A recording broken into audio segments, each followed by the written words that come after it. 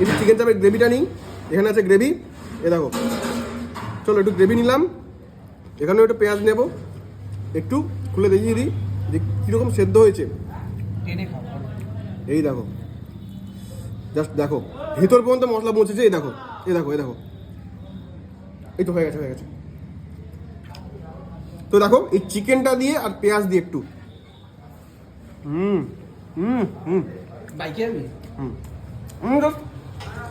just বলে বেরোতে পারবো না আমি, চিকেন চাপটা এতটা সুন্দর হয়েছে, লিটারালি আমার খাওয়া এখনো পর্যন্ত চিপ প্রাইস, এই প্রাইসের মধ্যে মোস্ট এবার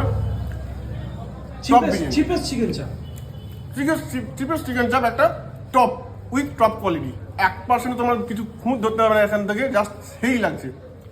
চলো এখন লঙ্কার বাইট, এখন লঙ্কা কামাতে কামাতে আলু দিয়ে, মাটন দিয়ে, চিকেন দিয়ে আর একটু পেঁয়াজ